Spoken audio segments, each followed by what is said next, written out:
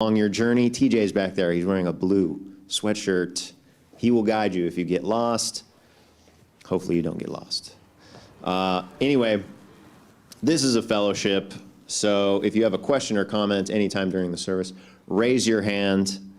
I will bring you the mic, or Samuel will bring you the mic, maybe Nick. One of the guys will bring you a mic, and if we hand you the mic, please hold it in the fashion that I am holding it, so the people at home can hear you clearly, and the people in the audience can also hear you clearly. Not too far, not too close, just right.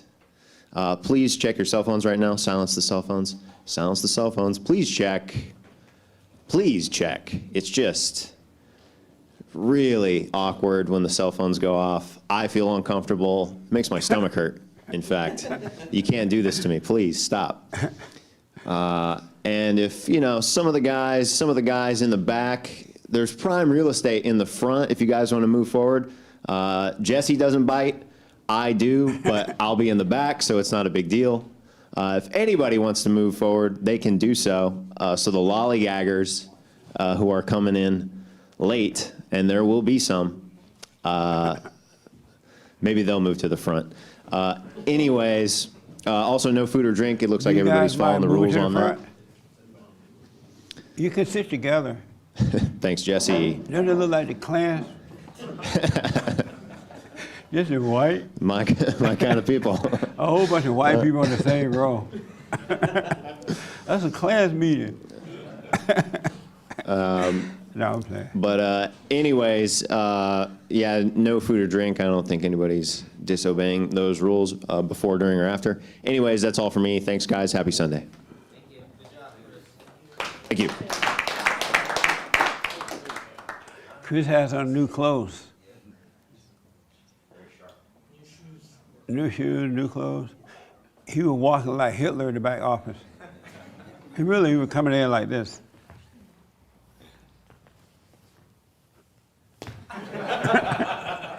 I'm like, what? He's walking like Hitler. He felt like Hitler this morning. Sharp dresser.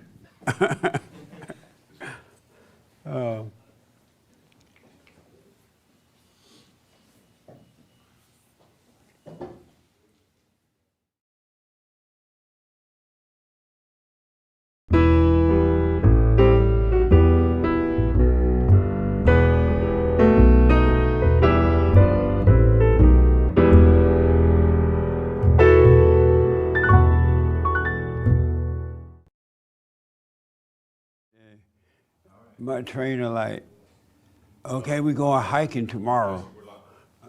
I'm like, I'm not going hiking. I'm gonna let my body rest. He's treated me like I'm in training for a contest or something, bodybuilder contest. Good morning. Welcome to church. I am Justin Peterson. You can get involved by on the YouTube, going to our YouTube chat line.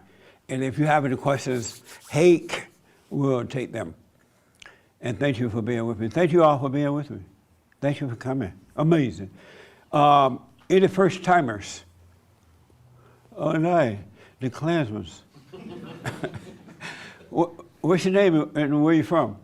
My name's Greg. I'm from San Mateo. I'm sorry, hold on 1 minute there. Greg from San Mateo. Nice. How did you hear about us? Mostly through my son, Matthew. Which one is that? Right on. Matthew's been here before. And so what was your first impression when Matthew said, Dad, you gotta listen to this black man. He sound white. I've seen you on Fox a few times, and I've watched your videos on YouTube, and I like the word you're putting out. Oh, thank you. Anything you disagree with at all? I need to watch more, but I like it. Yeah. I like the word. Are you married? Yeah. You the head of your wife? That means no. Everything's cool. We're doing the best we can. So you're not the head. Any questions or disagreements at all about anything? No. I'm glad you're here. Thank you. Yeah. Glad to be here. Yes, sir. And what's your name? I'm Kyle, also from San Mateo. Right on. And how old are you? I'm 17. You're 17. Wow, you're a baby. How did you hear about us? Through my brother. Oh, that's your brother? Yes. Oh, nice. And what was your first impression of the first video? You remember? Well, I'd have to check out more. I'm just here as the first time, just to hear what you have to say. Have you watched any of the videos at all? No, not yet. Oh, you're in for a surprise. No, I'm playing. Well, I'm glad you're here. Oh, well, thank you. All right. What's your name? Matthew, Matthew. Thanks for coming, man. it's a pleasure to be here. And any questions or comments or disagreements or anything? No. Yeah. Well, and so have you gone and forgiven your mother and all that? My mother died. She did, but She did. yeah, I forgave her. I mean, I forgive her and forgive my parents. And Right on. I discovered you a year ago, and you've helped me a lot. And so I've been telling my family about you and mentioned I was wanting to come down here, and they wanted to come too. So Right on, I'm man. happy. I'm glad you're here. Thank you. How old are you? I'm 29. You're 29? Yes. Whoa, you look 17. Yeah. How's life going for you? How's life? Much better now. Yeah. And when you say much better now, what do you mean? What was it before? Just lost in a lot of anger and fear, and didn't know what direction I was heading. Right on. And now it's working out, starting to work out. Yeah, a lot Yeah. more, a lot better. Right on, man. Nice. And what's your name? Chris. Chris. Yes. So are you the brother too? Yes. So 3 boys? You made all boys? I got one girl. You made her last? Yeah. Nice. Real men make boys first. That's right. Right on. Any question? Chris, right? Yes. Thank you for coming. Any questions or disagreements or anything? No. No? No? You say no? No, I don't have any Oh, okay. questions. Have you seen any of the videos? Yes. And what do you think? Pretty funny. Pretty funny? Yeah. Nice. How's life? Good? It is? Yeah. All right. Well, I'm glad you're here, man. Me too. All right. Anybody else first time? Oh, cool. Any questions about anything? Oh, this your first time? Oh, yeah. It is? Right on. What's your name and how did you hear about us? Dustin, Dustin. YouTube. Nice. Dustin is a white name, right? Oh yeah. How you end up with a white name? The 80s. I don't know. Well, welcome, man. You live here in LA? No, I live in Ohio. Ohio? Yeah. Wow, you come a long ways. Yeah. What was your first impression of the videos? No, it was funny, but I understood it totally, cause I already read Thomas Sowell and everything like that. Oh, okay. So like, and Larry Elder I already knew about, so it was plugged right into me, right? Really. Right on, man. Any questions or disagreements or anything? No. You went and forgave your mother? Oh yeah. How did that go? It went good. Yeah. She Nice. apologized? Yeah, it was smooth. She cried a little bit, but it was. She it was cried? nice. Yeah. They always cry. Yeah. They trying to trick you. Yeah.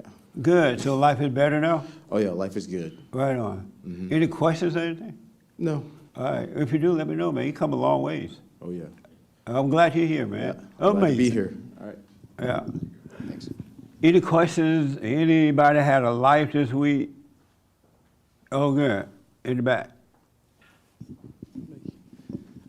So, like, I want to say maybe about a month ago, I forgave my mom.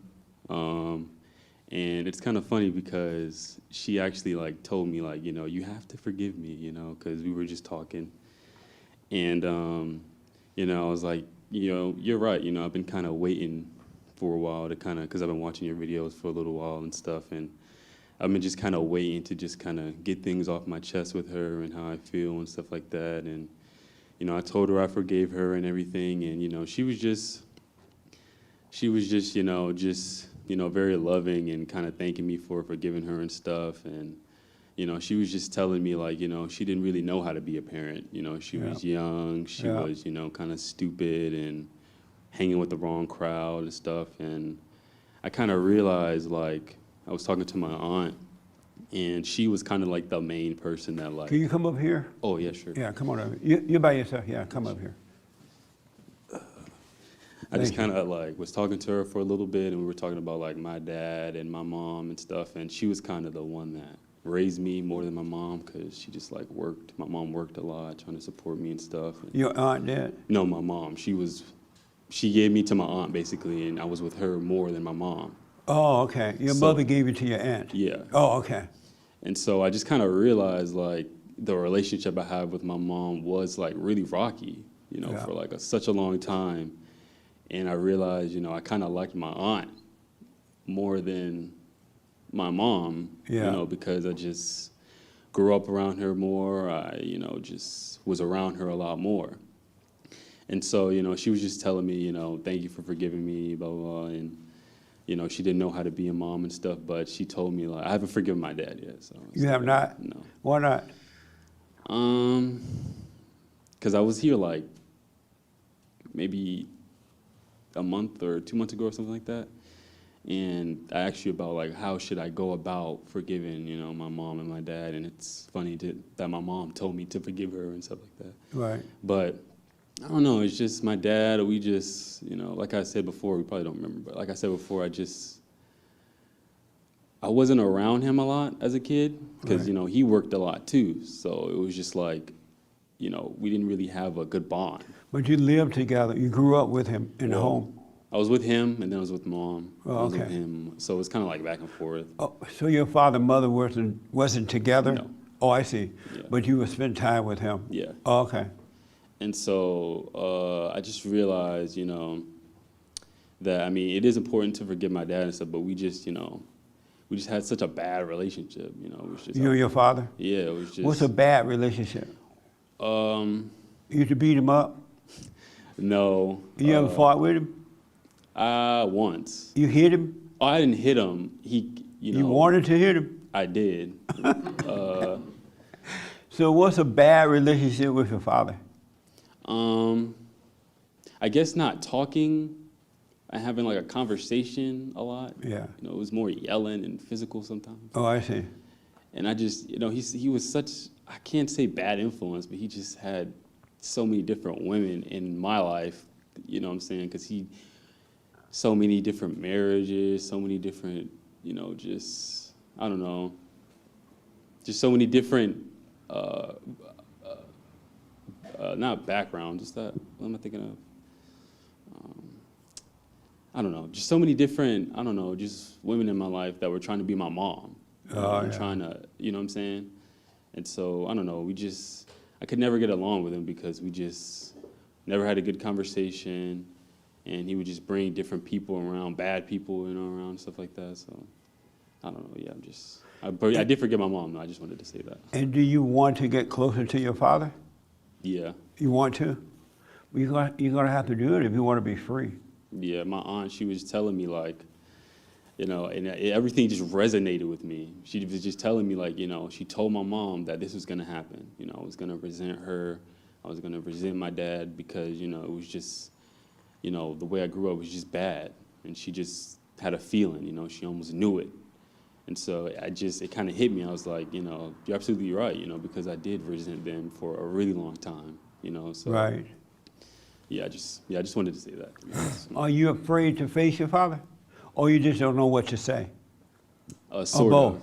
Kind of both, yeah. You're afraid. How old are you? 22. 20. Oh, you're young. Yeah. You're going to have to go to him and know that he couldn't help himself because he has not overcome his mother. That's why when you don't overcome your mother, the woman is your God. And men can't handle their gods, right? So he couldn't help it. He loved you. He just didn't know how to deal with your mother, the next woman, and the next woman. He tried to get something from them they don't have, but he loved you. And so you need to forgive him so that God can forgive you. You don't need anything from him at this time because your age. But once you forgive him, you'll be completed. And then you can live your life. And just say, hey, I'm sorry for resenting you. What happened in your life or something. That way you'll see where he's coming from. Because I was thinking about, because he's in Virginia, he stays there. And so I was thinking about, like, should I just call him or can I just text him, like, you know? Text him? Yeah. No, buddy. God ain't into texting. No, I'm playing. No, you should try to FaceTime with him.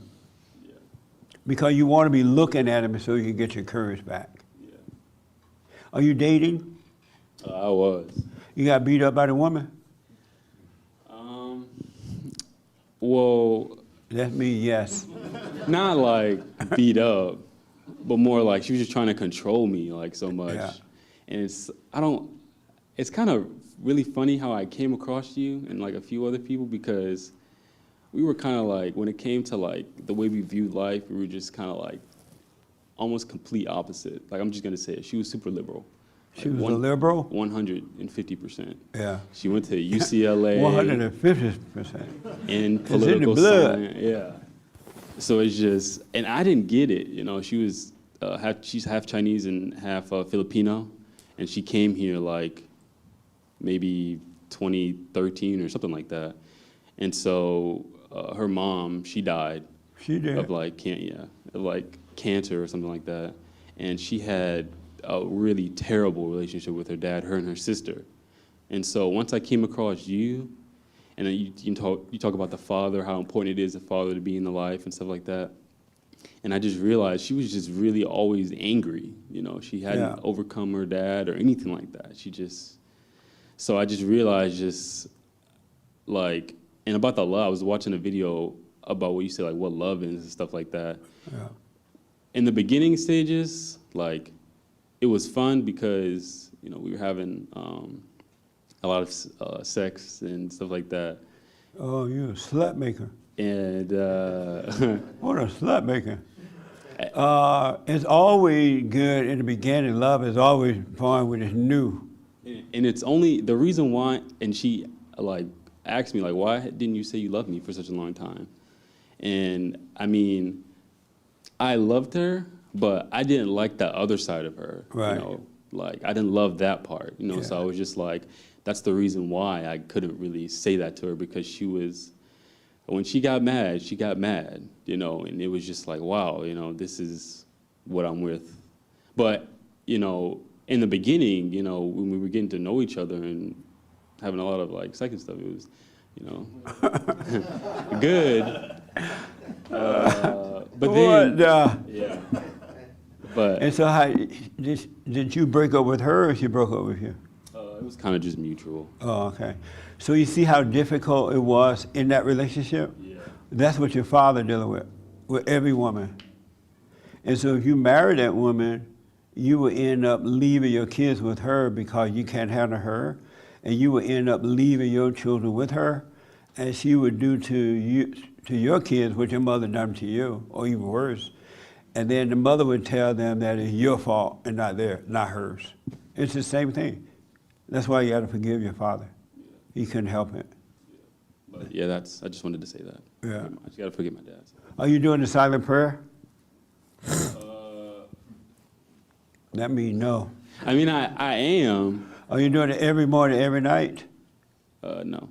Then you're not doing it, man. What the? Well, I mean, I did it, okay, I'll say consistently all week. I've done it morning and night. Yeah. Well, once the weekend hit, I didn't even. So God, like, you know what? You can have the weekend off. Go play with Satan this weekend. I'll watch over your soul anyway.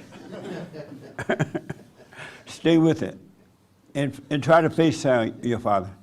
All right, that's the last step, and you'll be free. All right, Yeah. right on, man. Any other questions or comments or anything? Yes, sir. So I have a question about, I've often heard on your show, you talk about, you know, people that are leaving California, that they're running. And I've just been thinking about that, or, you know, trying to contemplate that a little bit deeper. But I've also heard you talk about something like, don't strengthen your enemy. I mean, like, don't send your kids to the public schools, for Right. example, because you're just giving them over to the enemy to be destroyed. Yeah. So it's like, well, then why stay in California? I mean, since the election that Larry Elder unfortunately didn't get in, I'm just looking like every tax dollar I spend here is just strengthening my enemy. Yeah. California, when I moved here, was an amazing state. When I grew up here, it was. And because it had good conservative Christian men and women living here. And if they had stayed, we'd be stronger today. But they packed up and ran when things looked like they were getting bad. They ran. And now look at it now, right? And then It's a now mess. the enemy is moving to their, making a way over to them, going to conservative states and things like that. And so at some point you have to face the enemy within and the one without, because he's going to follow you wherever you go. Oh, I agree with that. And California is like an amazing state. We shouldn't just give it up like that. Now, if you have to, I understand, but I would want to fight as long as I can. Are you about to leave too? That's just something I'm contemplating for a little bit longer term. Are you going to Texas? No, You going to Florida? no. Where you going? I was thinking more like Idaho or Utah. Oh, amazing. Land's cheap out there. Yeah.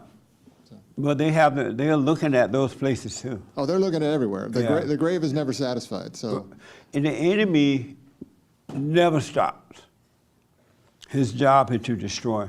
I agree with that, absolutely. But I'm not telling you not to go. You know your own personal life and Sure, of course. what you can afford to do And and not to do. But I just recommend not running. Oh, I agree with that as well. Yeah. We're supposed to be buying a building. I have to wait until we can see where to buy, because every time we're about to buy it or look around, something else happens. So I'm just being patient with it. I'm doing the same. I'm just Yeah. taking a wait and see. It's something I'm like not saying to do or not saying not to do. Right. Yeah. But it's more, the question is more on the spiritual level of, I don't think it's wrong to leave the state, again, if you're not running. It's just like, but again,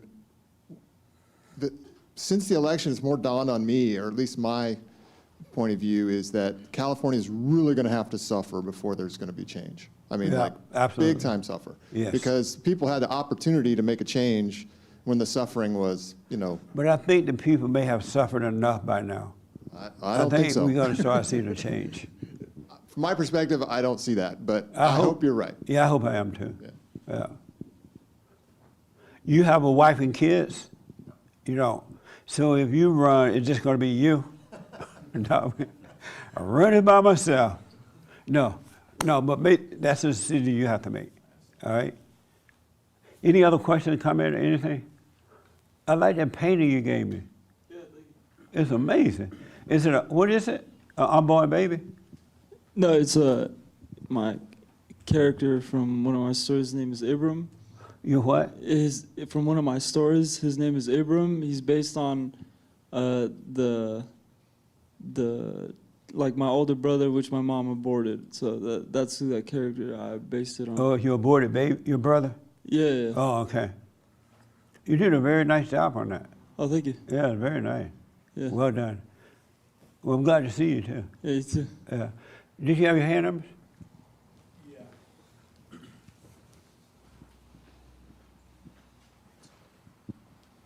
I just wonder, do you know how is Satan able to operate within so many people? I mean, it's just, Real easy. Satan operates in all people. There's not one person on earth that Satan does not operate through. So he's just everywhere. I'm sorry? He's just everywhere. Yeah, everywhere. Amazing. But he operates through the mind. Right. And that's the real battle that we're facing, the battle of the mind and the battle of the soul.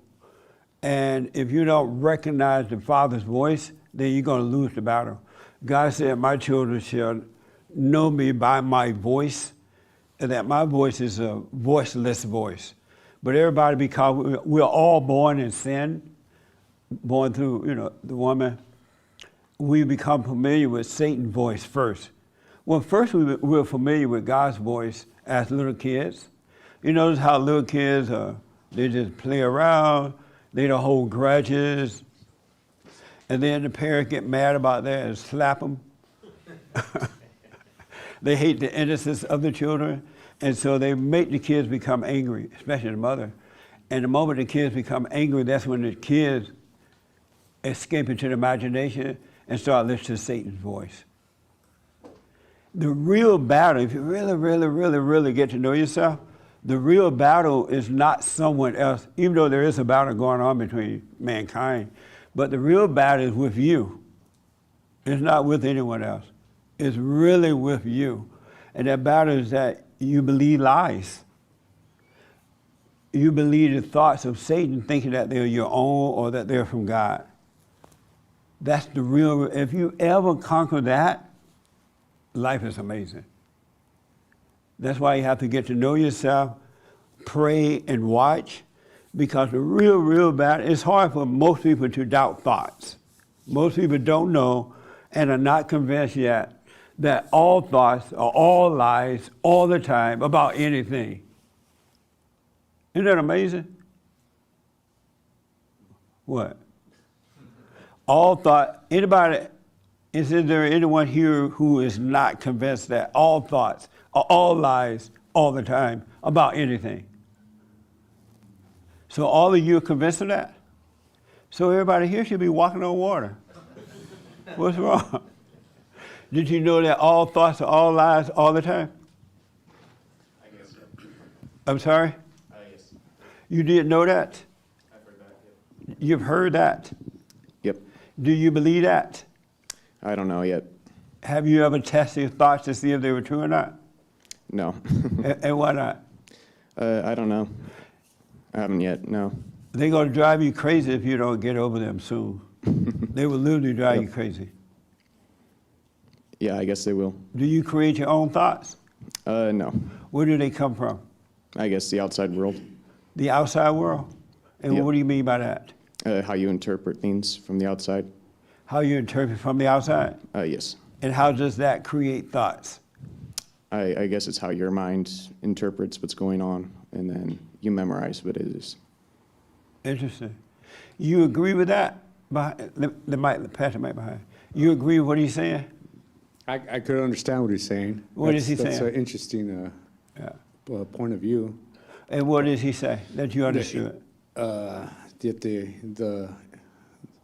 the world, which I would be surrounded by Satan, you know, and evil, gets to us and makes us think that we're understanding whatever's going on, you know. Yeah. Like I believe all thoughts are lies all the time, but sometimes I'll forget 10 minutes into a thought, Yeah. really deep, you know.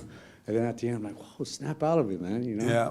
Because it gets deep. It hurts sometimes, you know. It hurts, huh? It brings up some bad stuff or worries something that hasn't even happened yet, and then you guys just got to snap out of it and keep doing silent prayer, keep positive, keep moving. How do you deal with the pain of thought that come from thoughts?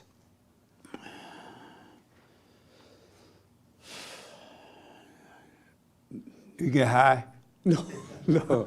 Oh. I need a joint. Yeah. Physically? Oh, yeah. I do something physical, right? Oh, you do? But yeah, sometimes I have to say out loud that all thoughts are lies. I have to, all by myself in the corner, you know, like, get out of your head, man. Stop. Even the good thoughts, even the good,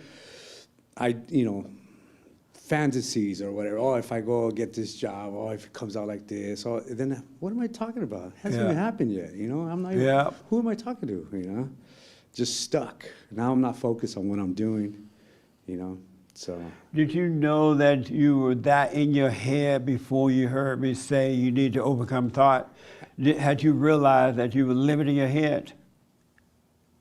Yeah, I used to, like to escape into my own head, you know? Yeah. Just really cool imaginations. I'll star in my own movie, you know? But Amazing. I never realized how much it distracted me from the world, you know? Yeah. Or from what has to be done, you know, my job. And so how do you deal with the pain when it comes now? When you get the thoughts or you feel good or you feel bad? What do you do? Well, I realize that, it's my own mind playing tricks on me, and I guess the answer would be I try to stay as busy as possible from doing hiking, like some people are hiking here, but stay physical activities and And does that help? it helps a lot, actually. It does to just exert a lot of energy at the gym or helping people out, you know, helping people at their, you know, just giving them a hand, you know, giving people hands, just trying to make a positive thing. It's kind of not as easy as you think, you know, because you kind of isolate yourself from the, I feel isolated from my life before. I see old friends and they're still showing the bottle of Patron, you know, hey, we just killed this last night. I'm like, oh man, I don't even want to mess around with that, you know. I don't want that life anymore. So. Yeah. So it feels like your old life is passing away? Yeah. Yeah. I don't want it at all. You don't want the old life anymore? Not even a piece of it. Yeah. Amazing. Yeah. Ernest, what do you do when you have those thoughts? I just sit with it now. You sit Just with it kinda now? I just let it overtake me and just kind of see what happens, and it just kind of fades away. And then if it stays too long, do you go and get drunk or start crying or what? Probably get drunk. No, I was kidding. I'm sure I escape in different ways, but I try not to escape. Yeah. Yeah. But sometimes it does seem like it's just, you know, it could be overwhelming, and Satan will have you feeling like you really, I mean, it's amazing how he can make your body feel like, literally like you're dying just based on, because you believed in a thought and you got into it. So, but I remember you saying sometimes you'd go home and you just kind of fall out because of the pain or whatever. Yeah. So I can relate to that. Amazing. Yeah. How do you deal with it, the pain of thoughts? You look so nice today. You must have a Thank you. boyfriend. You look sharp. I actually noticed this past week that, well, now I sit through it, but prior to that, I would just like take a nap because that was my way of escape. Because then I'll wake up and I'll be like in a way better mood. Yeah. And it was like gone. But I didn't realize that until recently. Yeah. I thought I was actually enduring, but I wasn't. I was just like taking the easy way out and just falling asleep. Yeah. But now, yeah, I mean, there's nothing I can do. I know that all my thoughts are lies, but sometimes I just can't help it. And I believe one thing, and then one thing leads to another, and then I'm like feeling like horrible. So Yeah. I just sit through it and just wait till it passes. Do they ever want you to blame someone else for your thought? Like, this is their fault. Yeah, all the time. And how do you handle that?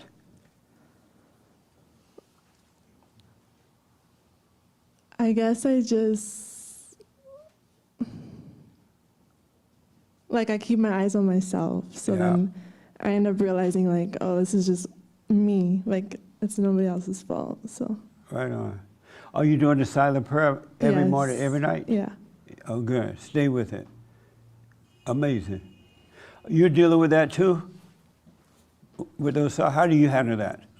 I guess like pretty much how we talk about it. Like I've learned to recognize it. I've learned to be present with it. I know you're not a fan of this guy, but I remember reading like some of Eckhart Tolle's stuff. Who? Eckhart Tolle, the wimpy guy you don't like. He is so weak. I don't know how Yeah. anybody listen to him. He speaks soft I and know, weak. yeah. It makes you just want to slap him. But Speak up, man. Don't you Yeah. have the truth? But no, I remember reading something about, and I think it's safe to say that it kind of aligns with what you say about knowing whatever he calls it, like suffering thoughts, whatever. He did mention how it's like you're either living in the past or projecting something that's not even happened yet in the future, and that's kind of the cause of your suffering. And so that, and along with a lot of what you say, it's just I've just kind of learned to recognize and be like, oh, there's a thought. If it's causing me any pain or suffering, I just try to like sit with it or just try to like, focus on it, and then it just kind of goes away. Yeah. Yeah. Even to add to that, the thought, they try to make you think about yesterday or tomorrow, right? But the real depths of that is that all thoughts are all lies all the time about anything. And so when you believe any thought, you really believe it into Satan. You believe it into evil. And in evil, there's nothing but destruction. You're listening to the voice of the devil instead of the voice of the Father. Right. The voiceless voice, right? And So you just believe in lies. And that's what the real deal is. But when you let it pass and doubt it, you can't help but believe the Father, you'll be fine. And you mentioned it to her, like when the thoughts are kind of like trying to put blame on other people or whatever. Yeah. I don't know if I'm guessing it's not that good of a strategy or whatever, but when I see that happening in my own thoughts, it kind of inevitably comes back to me. Yeah. Because like the blame is almost always, I mean, it is always on me. Always. Yeah. Yeah. Is that a good thing to kind of recognize that, or is that something like The you're judging worst yourself? thing you could do as an adult, Yeah. the worst, not the worst, next to the worst. The worst thing you could do is to blame somebody else. Right. Because you're not going to overcome. It's just that we all, in that fallen state, we get into bad situations because we don't see what we're getting into, but we're still to blame. It's not the other person's fault that I was blind and couldn't see, right? Right. And so had I not been blind, I would have been able to see. So I can't blame anyone for anything. That's the only way you're going to become free. So how do you handle it when you kind of recognize that the blame is all on you, and you recognize that you kind of have ownership of that? Because I feel like it could easily turn into judging yourself. You know what I mean? If you keep blaming yourself, how do you work with that? Well, when I say blame myself, I can't. Let's say you stole my wallet, and then I find out, I can't say, oh, I hate him, he stole my wallet, right? I have to realize what was wrong with me. I just laid my wallet around. You know, I'm not judging myself, Right. but I'm getting to know so I can wake up. I'm not hating myself for it. I just realized I didn't see. I just laid my wallet down and didn't pay attention. Okay. It does, yeah. Yeah. But the worst thing you could do, because Satan is always trying to hold on to you, so he'll try to make you blame someone else. He'll try to make you get drunk. He'll try to make you get high or go to sleep early, hurry up and get in bed, right? But because he doesn't want you to see. But if you blame anyone, he got you some more because you're in doubt about yourself. The ego is not dying. You got to take the whole thing. And I went through that the hard way. I got to it I've been doing this for 31 years, right? 32. And I have learned so much through being forced to go through it. I learned that you can't blame anyone. I realized that all thoughts are all lies all the time. I'm like, wow, I just didn't know that. But there's just no truth. There's no truth in any thought about anything. Someone can curse you out tonight, and you'll get mad, and you'll say, I'm getting that person tomorrow. I can't wait to get to work. And then you get to work, and that person you're mean to the person, right? And they'll wonder, why you mean? You cursed me out last night. Oh, I did? I didn't know it. But because you overreacted, and now you're blaming them for your overreaction, you end up making a fool out of yourself even more so. But when you don't blame, you always have a wait and see attitude about everything. You deal with things as they happen. And the reason, yes, Frankie, and then I want to tell you why this is so important. And I have some other stuff I want to share with you. Yes. Yeah, I notice within myself, I'm usually pretty good, mornings and afternoons.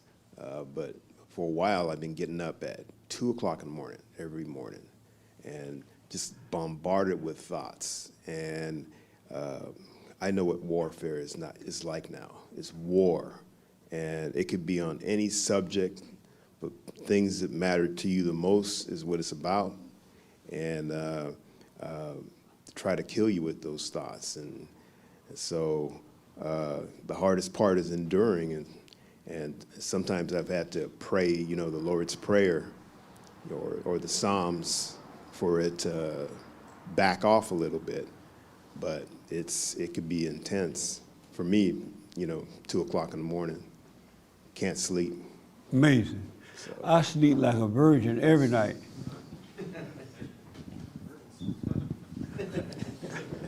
Meaning that I have no problem sleeping. A virgin will have no problem getting a husband. That's what I mean. All right? But what I want you to know is that you got to endure that pain, really. And I've said before, now that you have returned to the Father within, you have Him to help you endure it now. Because it's the nature of Satan that's dying, and you must die. He would take all that ego away from you, and there is no way around it. And I realize the whole world deal with that. And there are people now making buku money off you when you go to these experts and psychologists and counselors, and they don't know that you're dealing with spiritual pains. You go and you tell them, oh, I'm depressed, I'm anxious, but it's all spiritual. And instead of them telling you, go and forgive so that God can forgive you, and He would take that away, they'll give you antidepressant pills and all that, and it does nothing for that pain at all. But if you just endure it, and then you got to endure the pain with joy. All that pain that look like it want to kill you, right? You can't be mad about it. You have to be glad about it. Have a good attitude about it. Because in all honesty, the pain that you died from is better than the so-called good feelings. Because you're not growing at all with the good feelings. You only grow with the tough times in life. And you got to be tough. You got to endure it. And on the other side, it's amazing what's on the other side. You grow closer to the Father. You grow wiser. You see how the world is so upside down. Everything that they have taught you is all wrong all the time about anything. That's why everybody's suffering. They've been taught wrong. And you start to see that. Your life get easier. You know, everything God said that He would do it. He said, don't think about tomorrow. Don't think about what you're going to wear, what you're going to eat. I'll take care of you, right? That is so true.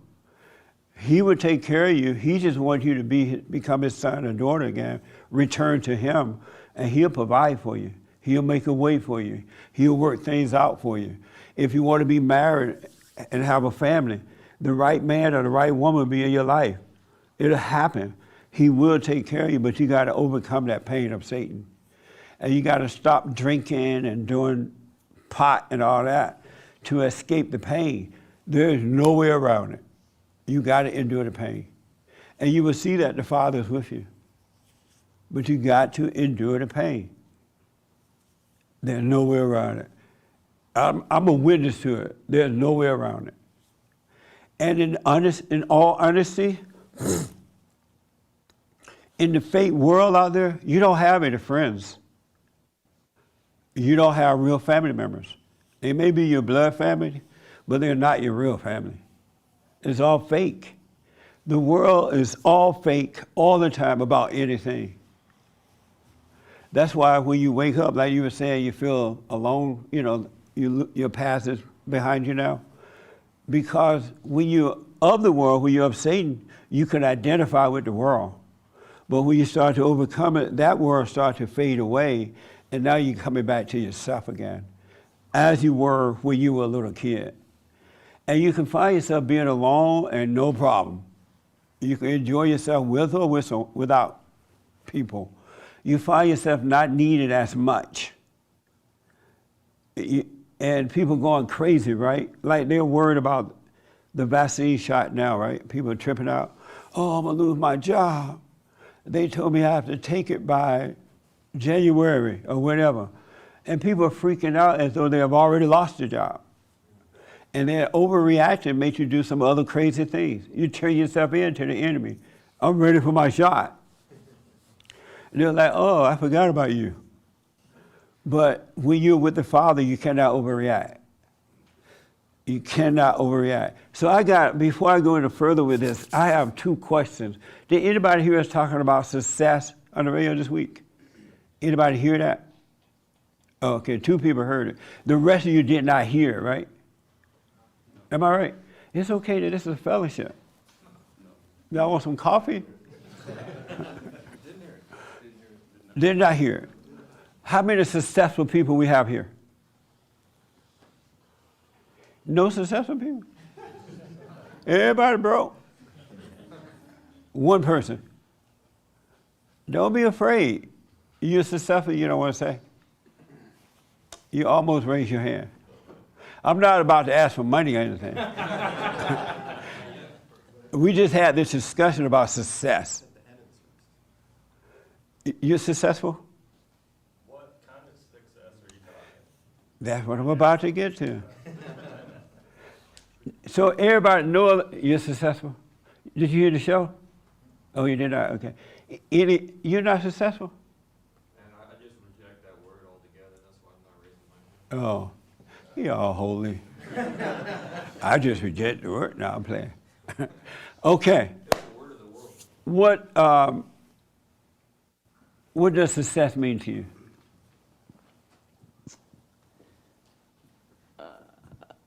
I have a question, by the way. Well, you're going to have to wait right now. All right, no problem. I'm first in this one. Okay.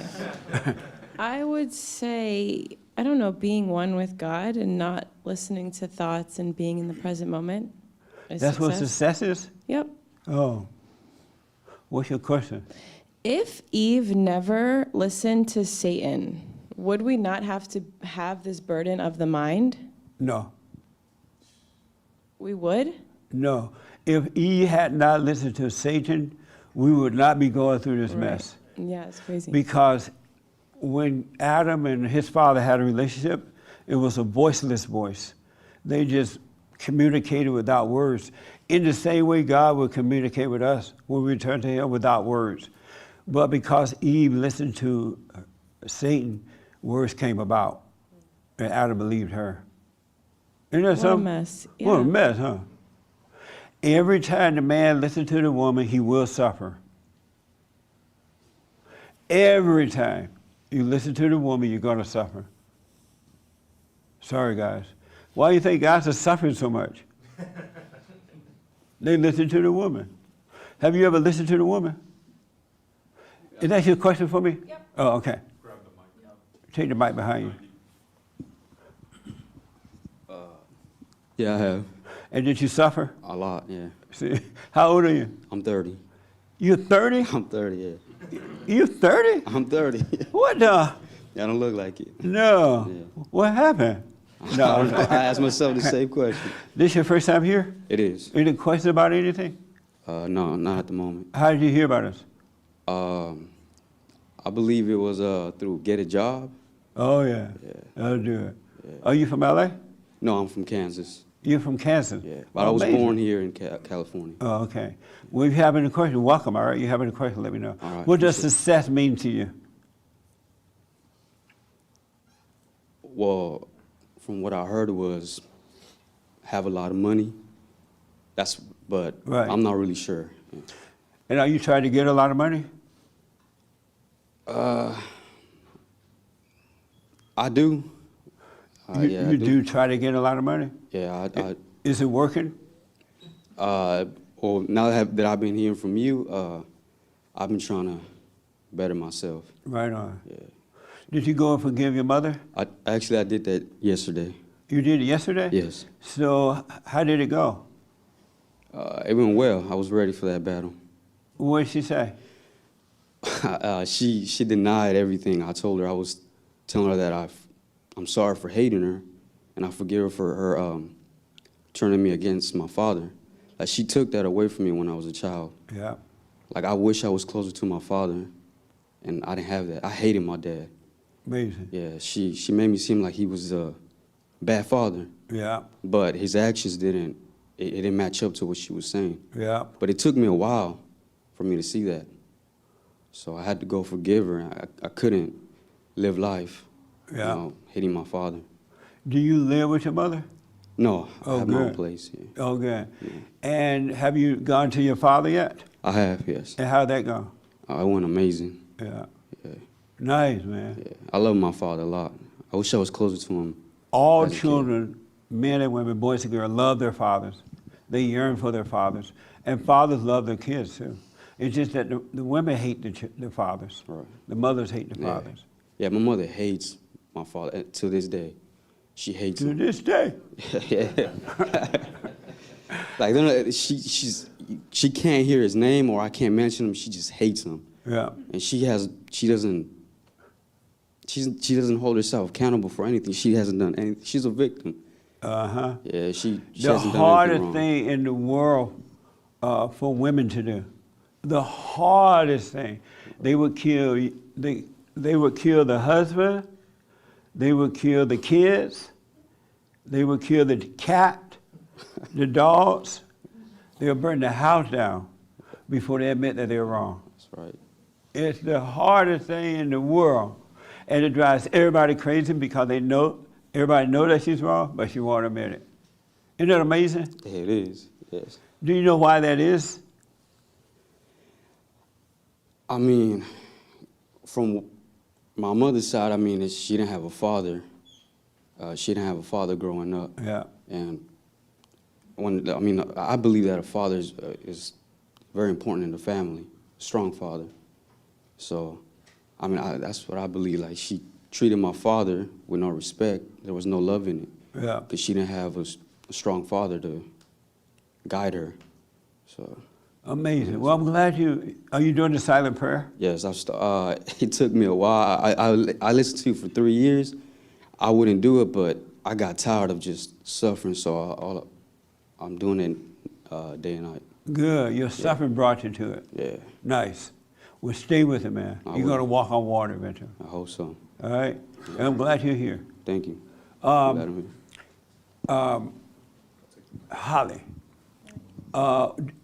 am I wrong when I say that the hardest thing in the world for a woman to do? And do you know why that is? I don't really know, but if you treat her like a kid, who really cares if she's admitting if she's wrong? Just like ignore the child, right? Yeah. And so, is it hard for you to admit you're wrong? Absolutely not. Oh, no, I'm right. joking. No. So do you know why it's hard for women? I mean, not really. Okay. Do you know why it's hard? Why it's hard to admit that a woman's wrong? For women to admit that they're wrong. And then they want to control everybody and everything. It's crazy. They want to control. They have no sense, but yet they want to control. You know, I don't know, because I mean, it feels like it's a natural thing that women have. They have this natural need and want to control things, and I honestly don't know where that comes from. And so, have you ever tried to control things? Yeah. And while you were trying to control and they were resistant, were you like, oh, this is natural for me? No. It felt when I was in a position trying to control something or a situation, I could feel it getting away from me. Yeah. And you want to grip it, you want to control it even more. As you see it escaping, you have no control over it, but there's something in you that wants to still grip the situation and kind of hold on to it. And it's like you can't help it. You can't help it. You see it getting worse and worse, and there's something in me or in whoever's trying to control the situation that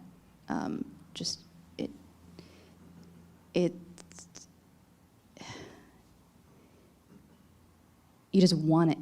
The more and more it gets away from you, the more and more you feel like you have to have that control. And do you ever pause to say, why am I trying so hard to control this person or whatever the situation? Now Have you I do. ever asked yourself that? Why am I doing this? Now I do, because now I feel like I'm more aware of it. Yeah. Now when I see something, I realize if I were to try to attempt to control the situation, I know it's going to get away from me. So I have to just take a moment, pause, and let it go. I was saying last Sunday that when men and women break up, they're like married or dating, they break up, men go and sit by the dock of the bay and cry about it, and women break out your windows. They try to destroy your reputation. They burn the house down. And that's all part of that control. Am I right? Yes. Yeah. Amazing. That was never me personally attacking in that way, but you try to You control. haven't burned the house down yet? No, not yet. It's coming. No. Sorry, Nick. Poor Nick. Are you going to adopt her after today? No, I'm saying. She's trying. So you don't know what that is, right? No, I mean, I haven't really had that kind of struggle in a long time, thankfully. Like, I really am getting a lot better at observing things Right and on. letting things go. Like, everything kind of just rolls off me these days, and I feel blessed to see something and to just be able to just take it as it comes. Are you doing the silent prayer? Yes. Nice. Every day and every night? Yes. Nice. Stay with it. Believe me, stay with it. You need it. Yeah. Especially women. Women need it more than men, but men need it too. So stay with it. Will do. Have you tried to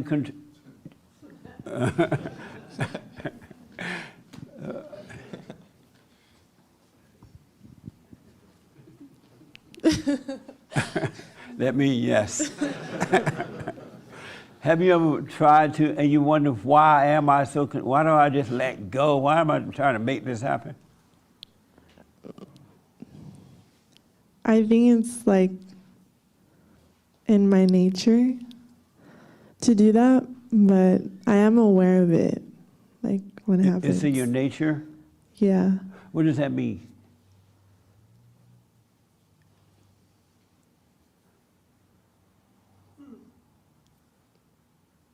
I don't know. I don't know. Do you want to be that way? No. You don't want to be controlling like that? Yeah.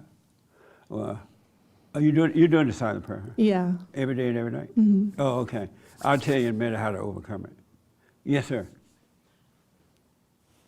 So when we're just talking about how hard it is for women to admit when they're in the wrong, I'm noticing it's a lot of these groups that have like social movements behind them, like the feminism movement, the Black Lives Matter or illegal immigration stuff. I noticed this particularly because I don't know if you saw, there's an Arizona senator or congresswoman that her own constituents were following her in the bathroom, like harassing her because she wasn't like supporting some illegal immigration thing. Right.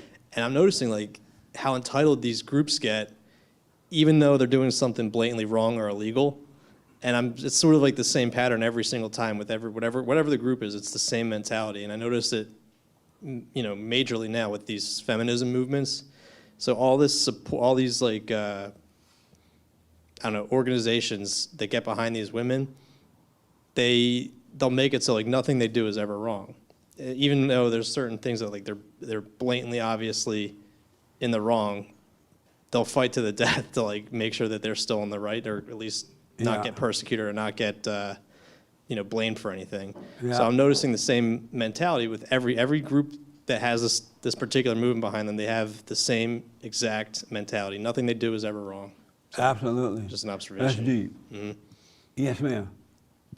Maybe it's because we are weaker that we're constantly thinking like our nature is like to manipulate because we're not on par with a man, you know? You think it's because you're weaker? Yeah. Interesting. I'll come back to that. Yes, sir. And then I'll come here. Yeah, the why of it is, as we talked about earlier, it's right there in the garden. Eve did not follow God's direction. She wanted to do what she wanted to do to try to have the wisdom, to try to have the power and the control. So she did the one thing that God said she couldn't do. So that's why, unfortunately, women have that tendency now. And the question of why do they not admit they're wrong? Well, God came up and said, so what happened? And she didn't say, I screwed up. She said, the serpent is him. Yeah. He deceived me. She could have said, I screwed up, but she didn't. Amazing. She acted like she thought God didn't know what happened. Yes, Mary.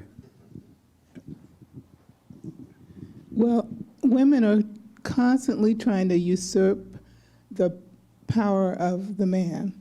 Yeah. The man is first, but the woman says, no, I don't like him being first, so I'm going to just try to do everything I can do so God will recognize me and not him. So it's just that kind of thing. And of course it comes from the fact that the woman got demoted when she listened to the serpent, and so now she's trying to play the one-upsman. Amazing. What do you think about that in the blue shirt?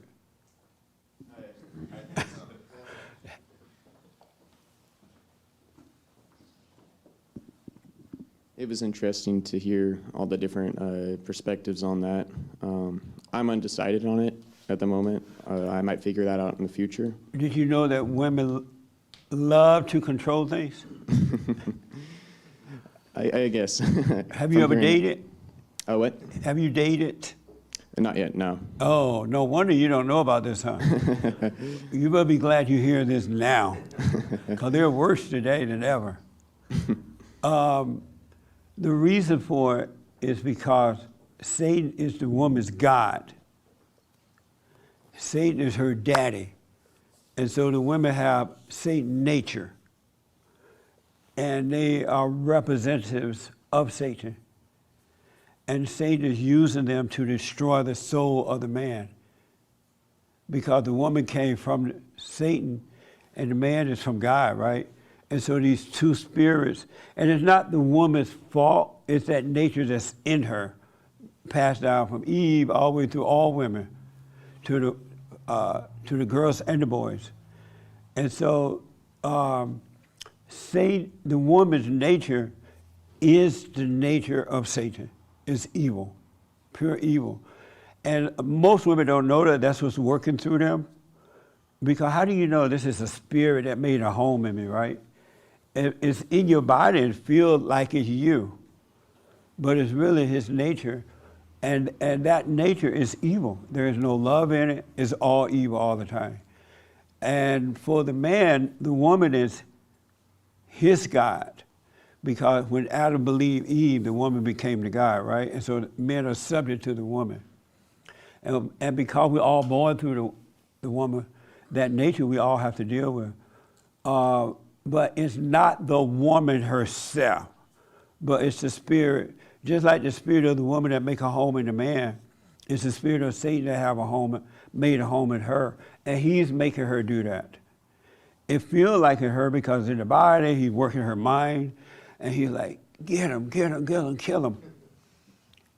They tried to, they messed over you. They did this, you did all your best. And whatever, right? She listened to that voice. And that's why it drives men crazy, because men don't know that that's that spirit that's in there. And because they have not overcome the woman, they can't handle it, because it's like trying to deal with mama. They can't handle it. But it's really a spirit that made a home in the woman and made a home in the man as well. That's what it is. And it was happened because of the Adam and Eve story. Thank God he sent Christ. That's why the Father sent his Son so that we'll have and he sacrificed for us, bought us back from Satan so we can have a way to overcome that. And you can overcome, but you must forgive. Satan's nature is an unforgiving nature. It's all evil all the time. And unless women go and forgive their mothers for turning them against their fathers and forgive their fathers for not protecting them, they're going through the same thing. They'll pass it on to their children and so on and so on. It's a spiritual battle. Women are evil. And it's not the woman, y'all hear me, right? It's not you, but it's the spirit that's inside of you. And that's what the men are dealing with. But you can't overcome it. And ladies, you gotta admit, once you see it, you gotta admit this thing is in you so that he can take it away from you. We are a spirit living in a physical body, but we're not a body. We are a spirit. And so the spirit of evil is fighting against the spirit of God, of good. And men, even in their weak state, they still represent God. They're sons of God. And that spirit in the woman hate that. That's what the battle is. And that's why you have to put your feet on solid ground, meaning overcome the mother, so you can deal with the woman with perfect love. Because she's not going to give up until she overcomes that spirit, right? But if you could deal with her with perfect love, which is of God, in 50 years she may come around. You start seeing a little glimpse, and then you'll die, and the kids will be fine. But it's really a spirit. You can't be afraid of it. You can't need it. You can't hate it. You have to be of love. And that's the only way the man going to be able to help the woman.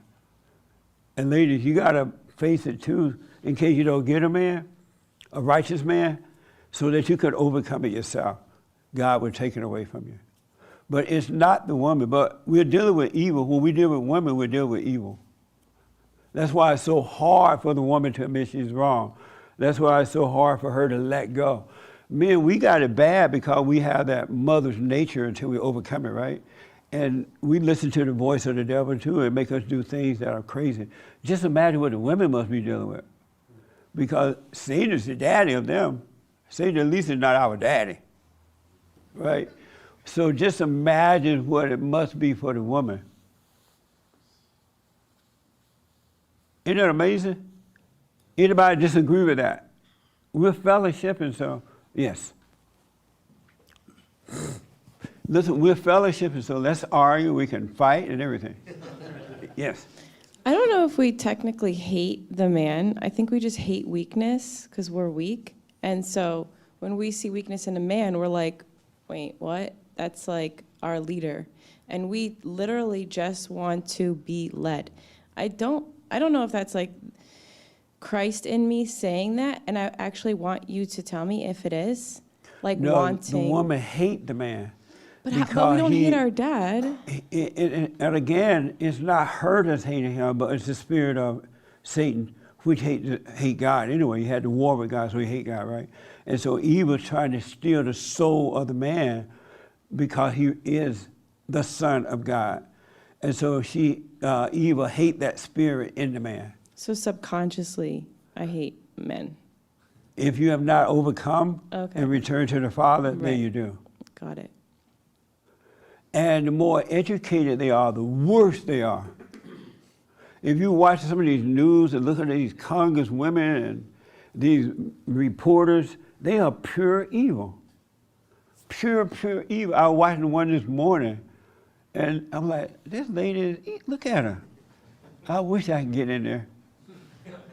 But no, most women don't know that that's what's going on. They know something is wrong, and a lot of them know that they are trying to control it, but they literally cannot help it. They can't help it because that's the nature of evil.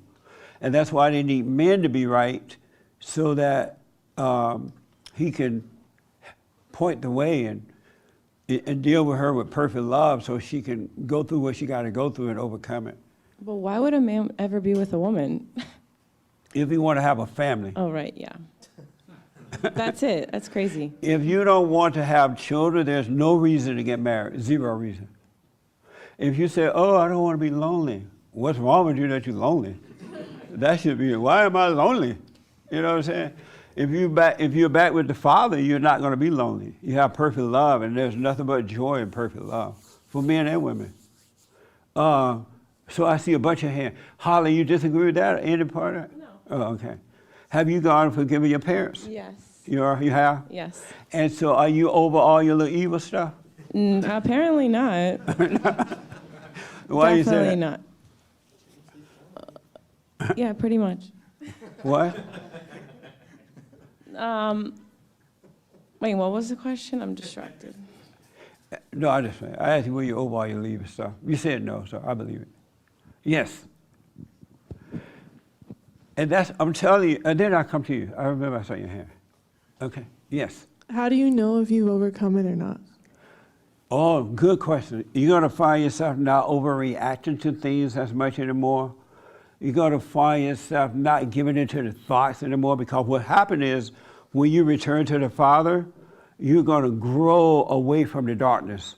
Now the light is shining on the darkness, and over a period of time, you're going to realize, wow, I'm just not the same anymore. I don't give into these thoughts like I used to, because the light is shining on the darkness, and it's giving you the power to overcome it, because you're back with the Father, and He's taking care of it. He would take those thoughts away from you, and they become less and less and less. And when you do get one, you'll see right away you have it, and you'll be able to go on without it, not worry about it. So And you will have no anger. Who said that? Absolutely. You will literally have no anger, because anyone, I don't care who they are, anyone that has anger, Satan is their daddy, man or woman. Satan is their daddy. And so what God would do is when you go and forgive your mothers for turning away from your father and forgive your father for not protecting you, he would give you love, take away the spirit of anger, and now you can deal with things. Yeah, I feel like when I do give into my thoughts, I don't overreact, but I guess me enduring, is that me overreacting? Because I'm by going... enduring them? Yeah. No, you're doing the right thing by enduring them. That's not knowing that you're in overreacting? a thought and you're feeling this way, but yet just going on with your day, doing what you got to do. That's not overreacting. Overreacting would be if your boyfriend said, I'm coming over for dinner, and I'll be there at 7, and he doesn't show up, and say try to tell you, he's out with somebody else. You made this dinner for no reason. Dinner's cold now. And then you start overreacting, then Say would say, call him up and see where he was. Have you done this or something? Yeah. Yeah, I have. You have? Yeah. Oh, that's overreacting. But let's say you make the dinner and the boyfriend doesn't show up. Wait and see what happened. Wait and see. But Satan will tell you he's getting a cross over you. He's taking advantage of you, right? He's not. He's giving you an opportunity to grow closer to the Father by not overreacting. Because I feel like I don't have anger, like I don't overreact, but I do sometimes get those thoughts where I'm like annoyed at certain things. Right, but those thoughts are not your own, so don't take credit for them. And just know that they're there. You can see them. The fact you can see them, meaning that you're outside looking at them. And by seeing them, you're fine. They're not your own. Don't take credit for that. And Satan's trying to get you to believe a lie, so the moment you believe one lie, you believe another one, and then you overreact. But those thoughts, you're blessed to see that. And just have a wait and see, and it'll be fine. Overreaction is when you go over there and knock out the windows, or accuse them of being with someone else, or you don't love me, and all that crap. But to see the thought, you're blessed. They're not your own. Do not take credit for that. All right? That makes sense? Yes. So you understand the difference between overreacting now and just seeing the I thought? thought because I had to endure like me believing into thought, I thought that was like me overreacting. No. As I said, you believe them because when you were traumatized, you went there, right? But now you can see them, you'll be fine. They're not your own thoughts. Okay. Nice. Thank you. Yes, sir. And then I gotta get to something. I hope I get to it. Yes. Well, I just want to say that I don't think that women will ever understand what men are trying to take them away from. And it's because of that innate darkness, because we're all born from a woman. And that's why the father figure is so important.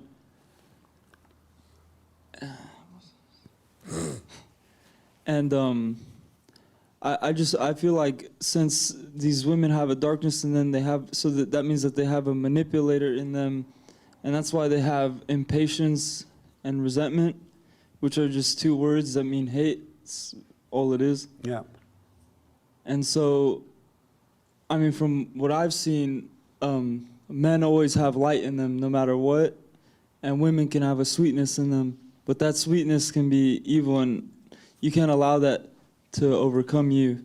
Yeah. And so that's how they get the man. They pretend to be sweet. No, yeah, I know. But and as soon as the next morning, that sweetness turned to bitter. You look like, what the? Are you the same person? But this is why men got to get right, because the order of God. God in Christ, Christ over man, man over woman, and woman over children. Women need men to be right. As Holly was saying, they hate your weakness, they hate your strength. They'll try to bring you down, but if you're of the Father, they can't bring you down, and you'll bring them out of the hell that they're in. But they need you to be right. I mean, it would be like, we need Christ to be right. Just imagine Christ was a beta male. Christ went home crying to mama. Would you trust Christ? Right. You wouldn't trust Christ if you were weak, right? No. Well, likewise, women can't trust weak men. They hate that. Yeah. And then when you try to be strong, they hate that too. And it's not them, but their nature, right? But they prefer you be strong than to be weak. No, I've noticed that too. That Yeah. even when you're strong, they find it annoying. It's actually really weird. Like because like a true noble man can't talk anything but the truth or light, because that's the Right. only thing that coincides with their spirit. They can't have anything else. And women still get angry about that because they want to have fun, or they don't want to pay attention to guilt that they still have. Yeah. But that's because the woman she doesn't know that that's Satan working through her. She's in her head. Women live in their head and in their emotions. So because as you notice, when you believe a thought, you feel whatever the thought says. If the thought say that you're in trouble, you feel like trouble going to happen. Or sad, you feel sad, right? When women live that way, they're so illogical. That's why every time a man listens to her, he will suffer. Because they need you to guide them, they can't guide you. They need men to be right. It's just the way it is, it's a spiritual order. And it's not about all these lies they're telling you about men hate women or you're misogynist and all that stuff. It's none of that. It's a spiritual battle. It's our job as men to protect the women and children from that stuff. Yes, sir. Well, I just wanted to say, like... Oh, I'm sorry, hold on. I just wanted to say, like, the word you just brought up, misogynist and all that, like these different institutions like college and, you got social media and, the news and all that. They just like, we talked about earlier how fake the world is, Yeah. It's just they're so used to being brainwashed, and not really thinking for themselves. And they hear like that word and then they hear like, like in college, like, men are raping girls all the time and all that type of crap, like, like just they try to like they just try to brainwash you into thinking that bad is good, and it's just crazy, Yeah, just it's see all insane. this. They're able to just take over, the woman's But that's mind. what happens when men are weak. Even in the home, the wife needs the man to be the light so she can see how to watch over his children. Women can't raise children alone because they don't have love. The love comes from the man, which comes from Christ, right? And they guide the woman on how to raise the children. If women don't look at the black community. The black community is screwed up because the men are weak. The men are pathetic. I'm sorry. I was actually like, when I was talking to my aunt, talking to my aunt, we brought up, we were talking about the John Gruden thing. And, how like his emails got leaked and all that. And my aunt and uncle, they were watching that. Yeah. And they were like, yeah, he's a racist and all that. I'm like, it's not. What are you talking about? And she was just like, you don't believe racism exists? I'm like, no, not even a little bit. Not at all. It's not even, there's no such thing as racism. But because everybody in that fallen state, they believe it. Just the anger. Yeah, they get angry about something. My mom and my stepdad, they just went crazy. I was like, what are you saying? Like, it's not real at all. It's Right, just in your it's not head. even real. But that's what happens when you live in the darkness of imagination. It's all an illusion, but it seems real. Yeah, my stepdad, he's into like that, what's it called? Like GOCC, like, what is it? Man, what is it? Like they talk about how God was black. What's that? Israelite, black Israelite. They think God had a fro.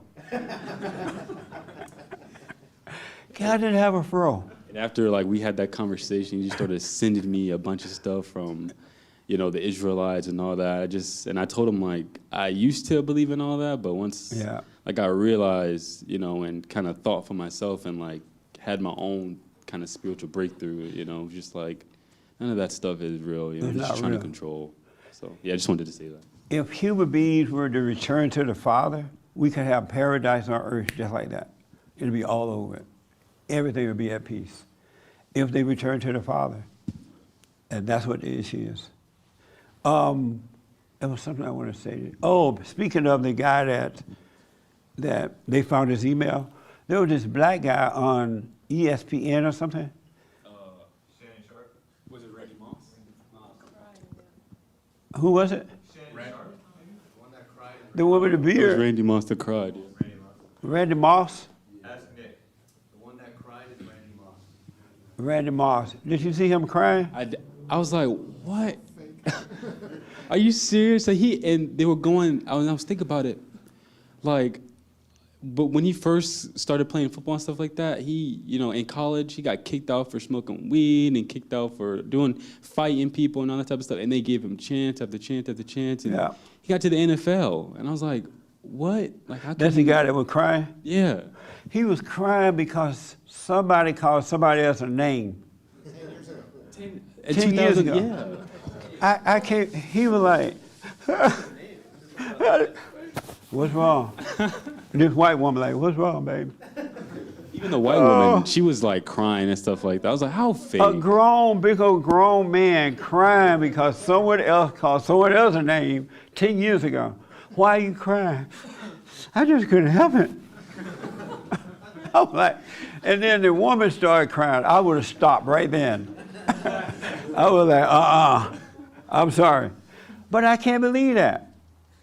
How do you do something like that? Especially being a man, a male. He's not even a man. And he got with a big beard. Yeah. And the chances that they gave him, like his young career, like when he was in college and stuff, like he was just a bad kid, but he was able to break through and get to the NFL and get past all that. And now he come crying and all that. I'm like, I couldn't believe it, man. I was kind of shocked too. Yeah. And then that woman loved it. She was like, that's right, we crying together here. I can feel your pain. You look like a little fool, but that's what I want. Amazing. But, yes, sir. Yeah, the men, y'all got to wake up, man. The world needs you. Really. I was thinking I was telling Chris this morning, I can't tell you the whole story I was telling him, but I'll tell you a part of the story. I remember when I became a teenager, and if my grandparents ever saw me sitting around, laying around doing nothing, they would like run me out of the house. They're like, boy, get up off your A and get out of here. What am I going to do? I don't know. Just get out the house. You have nobody laying around doing nothing. You know, a man ain't got nobody laying around. How many men lay around? No. A man should be doing something, you know what I'm saying? It's okay to take a break sometime, but stop laying around. I'll tell you what the whole story was, but I won't go all the way with it. A friend of mine is young, not James. Everybody look at James. No, James know the story, and I was going to see if he's going to give me a clue not to say it. But, and so this person is young, right? And now they overcome, and they got money, they work hard, and they don't have a girlfriend, right?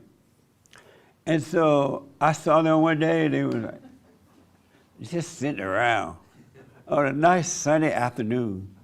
I'm like, get up and get out, go get yourself a woman or something. A man ain't got to be hanging around. I used to ride my horse to see my girlfriend on Sunday after church. Anybody ever rode a horse on a date? It's so much fun. Men, you're not being normal.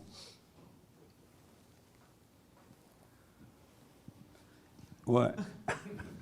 Yes, sir. So I just kind of thought of it talking about the no racism like doesn't exist thing. So at work, it's long story short, I kind of every now and then I have to deal with like hiring people for certain projects, and it's been especially this past year we've been getting the way I've been getting like resumes and names in is like they're starting to put like lists of like diverse people on one side, or like put like a little asterisk next to their name saying like to indicate that they're like a person of color or whatever, diverse Amazing. or anything like that. And I'm like, if it was going obviously the other direction, like everyone would be screaming racism, racism, racism. And here I am dealing with it like in real time, and I'm not even thinking like racism. I'm just thinking it's not right. Right. You know, and then I was wondering, so back in your day during Jim Crow South, when there were actual laws in place that, you know, was it like coloreds only on this water fountain and stuff like that? Were you guys, like, were you personally or maybe your family or whoever, were you guys like constantly going, like, what was like the discussion like when you would encounter that? You know what I mean? Good question. Yeah. We would laugh about it or make a little comment, no big deal. It says colored water fountain, a white water fountain. We just went to drink water and went on our way. Okay. We understood it. That's what it was. But did you like? But we didn't sit around and blame all white people and give it a name, call it racist and all that stuff, because we knew that it wasn't all white people. We knew it was a battle between good and evil, right? And so, because we had white friends, we had white people we worked with, and we knew that. So it wasn't about, oh, this sign is here because of slavery, or we can't make it because of the white man. That's why I ask black men today when they call white men white supremacists, what is that like to believe that somebody is superior to you? Right. You know, because white people are not thinking I'm superior to the blacks. But the black people are thinking that the whites are superior to them. I don't know what that would be like to live like that. I guess what I was wondering was like when it got serious, like were there ever like, because then I was thinking like back when there was like laws with the Jim Crow laws. I don't know. Let's say you used a white man's bathroom, as silly as that sounds. The white man's bathroom? Yeah. I went to the movie theater once. Yeah. One time down in Eufaula, and the blacks had to sit upstairs, and the white people sat downstairs, right?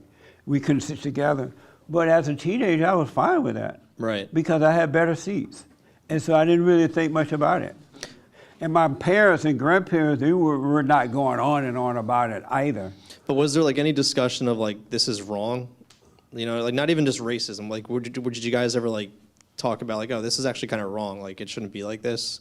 Like if you want to eat at a diner or whatever the situation was. If they said it, they must say it to themselves as adults, but they didn't pass it down to us. I mean, I knew there was a white sign and a black sign and something was up. Yeah. But I didn't think much about it. And my friends didn't think much about it. Right, because like I'm thinking now, like looking back, like you know how you hear like I don't know, there's like little kitschy books that they'll put together like of like stupid laws of like you can't chew gum on a Sunday in Kansas, you know, like you know those like stupid laws. Like that's what I think that this could have been. You can't. Yeah, you know, can't like buy, like you can't. You like, can't buy alcohol on Sunday. Something like that, or like there's like even like corny ones like you can't. I don't know. Like, but the ones where you can't buy alcohol on Sunday, that was a nice law because Christians. I'm not talking about that. I'm talking like there's like goofy laws, like in like they're like kind of like jokey, like you can't chew gum in a public park in whatever town. It's like something silly, like you know what I'm talking about, Right. like those kind of laws. Okay. I was thinking like this could have easily been like one of those like, oh, look at how stupid those laws were back in the day. If people just kind of let it just kind of wash over them and not make a thing out of it. And it's a weakness to Right. be affected by that personally or emotionally about it. Right. It's a weakness, it's not strength. And that's why blacks were stronger then than they are today. Black people are weak today. How do you cry because somebody says something bad about you? If I shedded tears because people call me names, I would be at home crying right now. I would be on the welfare crying. Because people call me every kind of name and then some. Right. But it rolled off my back. It doesn't bother me at all. It just kind of like to bring it back. So like when this is kind of like the issues that I'm dealing with at work right now because it is so blatant. Like what's the best way to deal with it? Because like like I said, I'm not going off the handle over it. I'm not like getting upset or anything. It's just like this is stupid. This is wrong. You know, when I get like a name and saying, oh, this person's a diverse transgender color, whatever the hell it is at this point. But like they're literally like put them at the top of the list and then like just white guys would be at the bottom of the list with their resumes. The best way to deal with it, don't overreact to it, stay in the present, and as a son of God, he will guide you. Okay. If there's something you can do about it, he will guide you and it'll work. But if you get in your head about it or you get upset about it, you're gonna lose. Right. Because this stuff is of the world and Satan is the author of the world. Right? And so he's supposed to cause all type of confusion. as possible to keep you angry and throw you off so you can overreact. But men of God and women of God, in the midst of a situation, if you don't overreact, you always see how to overcome it. And that's what perfect love does. Right. But if you overreact, get into your head, you're gonna mess up and you'll destroy yourself, and that's what they want you to do. Yeah. They make you angry so that you can overreact and you set yourself up, and then they got you. They Right. can take away your freedom. But if you stay still, they can't touch you. My initial reaction is just to laugh at it because Yeah. it is so funny and stupid. It's Yeah. just like they don't realize it's like they're doing the very same thing that like these diversity pushes are doing the same thing that they're claiming they were fighting, which is like segregation or whatever. They're literally Right. segregating two lists for me when they're sending me. And one people's thing I lists. want to say about that, there are two kingdoms, two reality. The real reality is from within. The kingdom of heaven is in us. And once you return to the Father, you live from that kingdom. The other kingdom is evil, which is of Satan, is in the world, of the world. Right. And so if you're in your head, you have anger, you live of the world, so you're going to be confused and not knowing what's going on, and afraid, and have doubt, and worry about what others think or say, or worry about your money and all that. But once you enter the kingdom, you cannot worry about those things. You are an example of what perfect love is, and you bring your light into the world, and that's what's making a change. Yeah. Sons of God cannot worry. Amazing. But the world is crazy. That's what it's supposed to be. And the world is using the women in order to destroy the man, because if it can destroy the man, it will destroy everything else. Get rid of that father, get rid of the man at work, get rid of the man that's supposed to be in control, you can destroy everything else. Women are being used for that purpose. That's why men got to get it together. You got to overcome the woman so that it will no longer be your God and you will be fine. All right? Any questions about that? No? Success. I got to ask you real fast about success. What is success to you?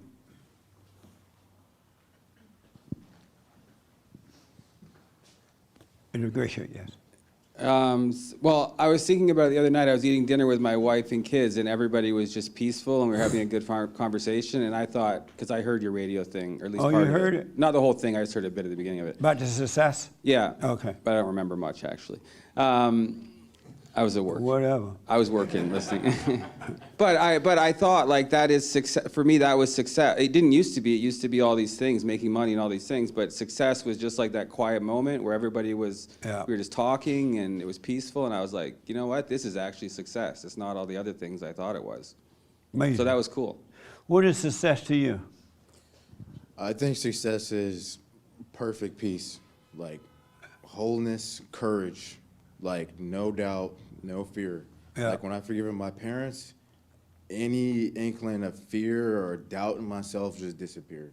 Like Right when I on. faced my father, like what you say about courage, that happened, and yeah, I got my courage back. I thought I had courage before, but it was really just like anger and throwing myself on the fire Yes. to do stuff. Like, but now it's like, no, I know that I have like my father, has my back, Nice. So that's success to me. Right on. Any man that has anger is a woman, a female. That's a woman's nature, which is of the devil. And I was thinking about this thing about success because I remember the world taught us that we need to have so much money, we need to have a big house, we need to have a nice car, we need to have this and that, you need to have money in the bank, you need to, and then there's no end to success, right? Because the more you get, the more you want. And I used to think that way. I was just like, you know what? But now that I've overcome that, I'm happy with little. I'm happy with what I have. And the reason I'm happy with what I have, I don't compare myself to anyone else and what they have or don't have. I wish them well, but I don't compare myself to them. I'm not trying to be like anyone else. I'm being me. And I'm happy with the little that I have. But the little seems like much because I'm not comparing it to anyone else. But success is when you return to the Father and you have perfect peace. because every life comes from that. You have no more fear, no doubt, no worry. You don't compare, you don't worry. You don't think about what other people think about you. You're not trying to live according to what the world is telling you to live. You live your life. And you'll find yourself doing as happy with little as you would be if you had much. A simple life is the best way to go. But the world tells you you need a lot. And so you go to college, you spend hundreds and thousands of dollars for that. You come out, now you broke with no job. Now you're worried about not getting a job and all kind of stuff. You gotta stop listening to the way they teach you. They have taught you wrong, really. A simple life is the best life. But if you have an ego, you're gonna try to have all this stuff. Success is loving God with all your heart, all your soul, all your might, along with nothing else. Love him more than you do yourself, your wife, your children, your family members, your friends. You can't go wrong. You will have peace. But the world got you thinking you got to have this, you got to travel first class, you got to go hiking. Did you hear that hiking was the white man thing?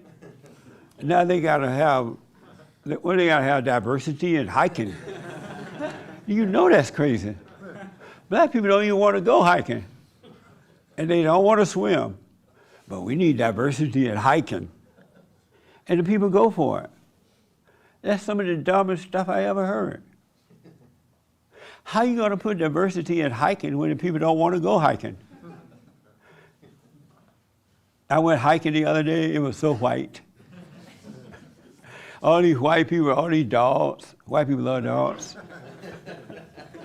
They love the dogs, and when you come up on the dog, they act like it's another human being. White people love, they have thousands of dogs up there. I'm like, I'm not going to tell the blacks where I'm at. Because if black people find out about it, the dogs got to go.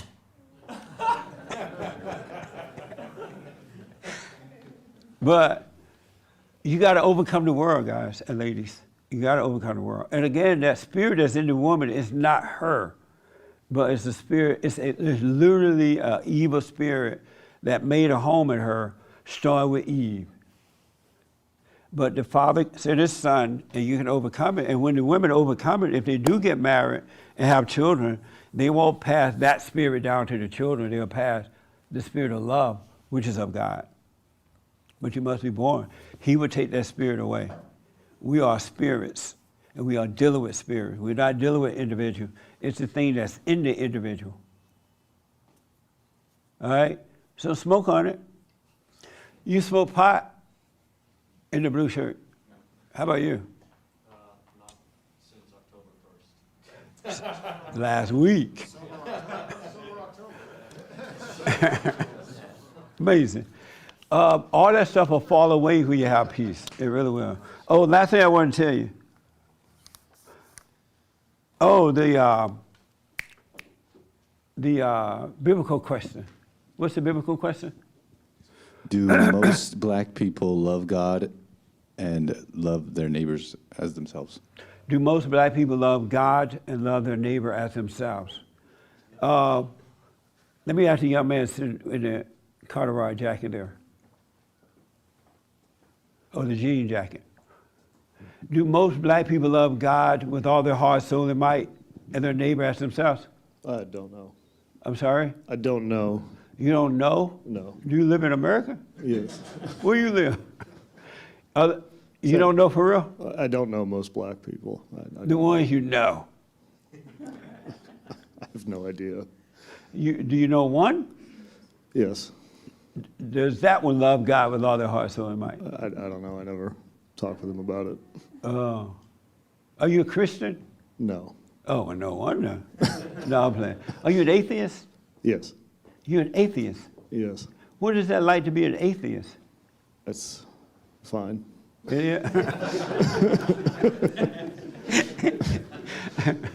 And so atheists believe in Satan rather than God, right? No. What do they believe? Well, I don't believe in any spiritual beings, I guess. Oh, you don't believe there's a... Maybe I'm not an atheist. I don't know. I just don't believe in any spiritual beings. You don't believe there's a God or a Satan? Correct. Oh, I see. How did that happen to you? I don't know that it happened. You've been that way all your life? Yes. And so are you close to your father? Yes.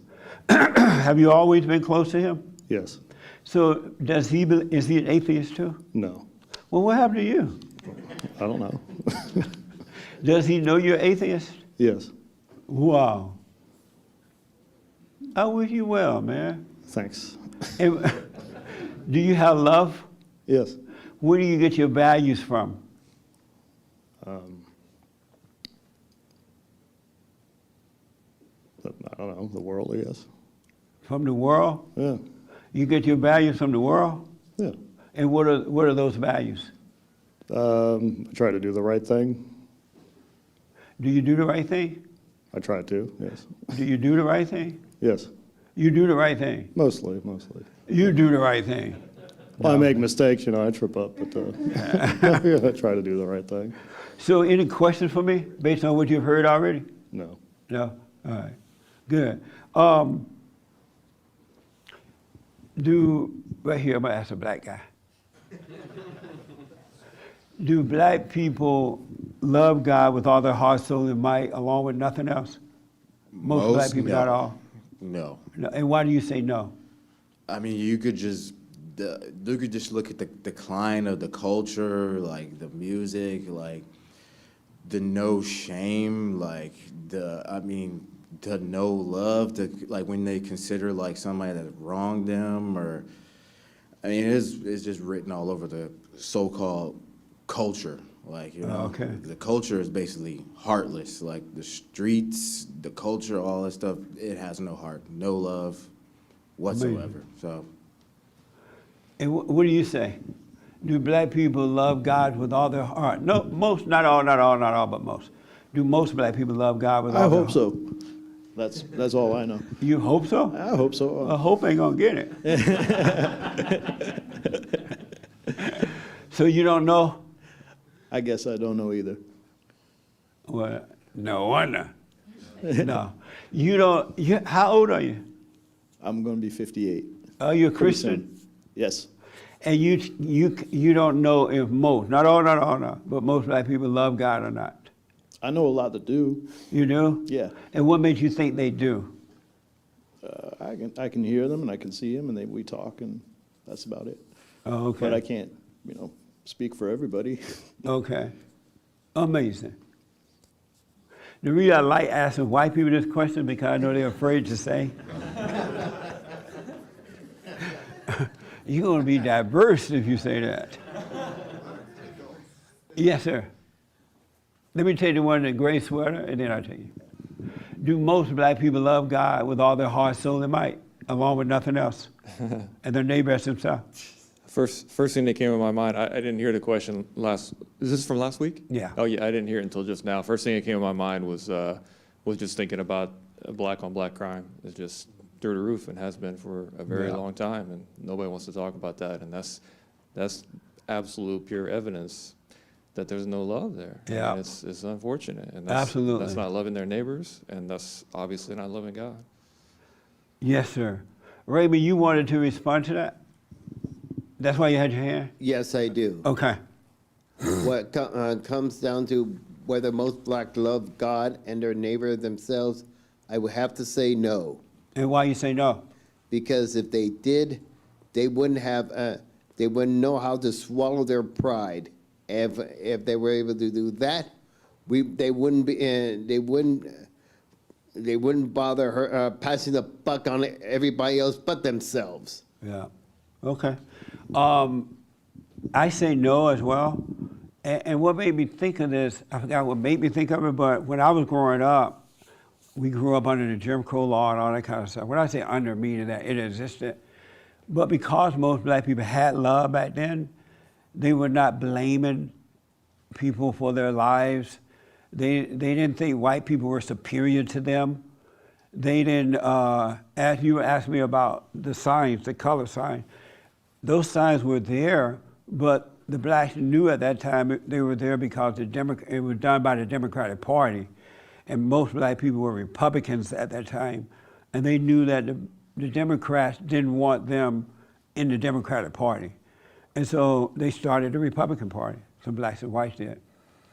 But the blacks they still knew that it was a spiritual battle between good and evil, and they knew there were good white folks of God and good black folks of God, bad white folks and bad ones. And so they treated their neighbor as they would like to be treated. My parents would not have tolerated me treating white people bad, or anyone bad, being all nasty and mean and blaming, right?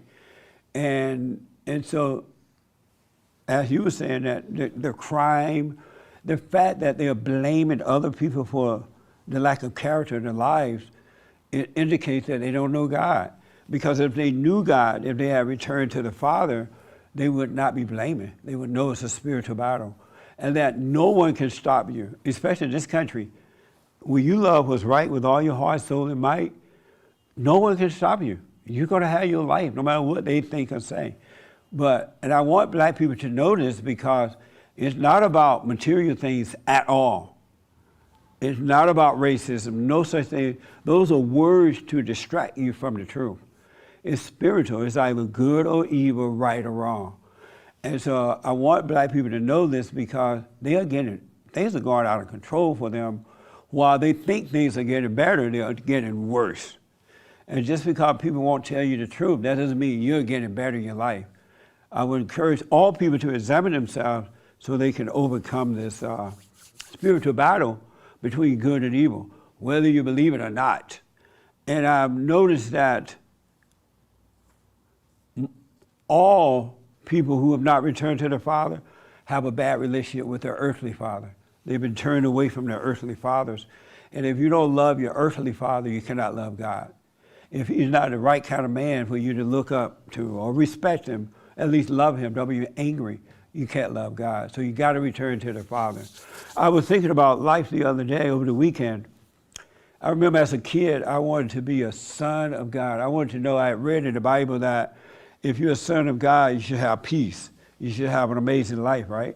And I remember thinking as a kid, what is that like? I want to have an amazing life before I die. Who want to wait till they die to have a life? What the? That's no fun. And so God said we can have it here, right? And I remember thinking, I wonder what that's like. I want to be a son of God before I die. Now I got a taste of it. It's amazing. And now I just want to know the fullness of it. What it's like. I want to know about life. Life is amazing, folks. And I want to know the fullness of life, because I think it's more than what we could ever imagine. And we can have it here on earth. We don't have to be worried. We don't have to be afraid. We don't have to worry about what others think about us. We don't have to be going through all this suffering unnecessarily. It's all been taken care of. But until you return to your Father and come out of the darkness of your imagination, you won't know that. So stop blaming, take responsibility, seek the kingdom of God and his right way, and all will be added. It's not about black and white. It's not about LGBTQ mess. And there's nothing that you cannot overcome. Whatever your vice is, you can overcome it, but you must return to the Father first, all right? So smoke on it, do the silent prayer. James, anybody have any questions? No, we'll do the super chats tomorrow. Okay. Do the silent prayer. Be still and know the Father. You could do your little hoop and holler if you want. Oh, Lord, help me. Right? You can do that. But be still and know the Father. And in the stillness, you can overcome all things. All thoughts are all lies all the time. I counsel with men and women around the world. It's the same thing. They anger and they're living in their head. They believe thoughts. All thoughts are all lies all the time. And you are not your vices. The only thing that's wrong with you, you've been turned away from the Father, so you're living in darkness. And you're using other things to try to make yourself feel better. That's not who you are, though. You can overcome those things, all right? So think about it. You can suffer and die, or you can overcome. It's really up to you. Go forgive so you can drop the anger. And especially with men, any male that has any anger is a woman. You're a female, you're a lady. She's a lady. You're a lady. Men are logical. they are reasonable. They deal with stuff. They don't give in to things. All right? So think about it, and thank you for tuning in. Any announcement, Hermes? We're having a ladies' forum this Thursday night at 7 p.m. Every third Thursday night for ladies only, first Thursday night for men only, the first Thursday of the month. It's the third Thursday of the month for ladies, and Sundays for everybody. So 7 o'clock, ladies. I got some good news for the ladies this Thursday. I hope y'all like me when I'm done, but we're going to have a real meeting. Yes, Hermes. It's done. Oh, thank you for the matching thing. It was taken care of. I appreciate it. Any other announcement? Okay. Thank you all. It was amazing today. See you at the radio show tomorrow. Okay.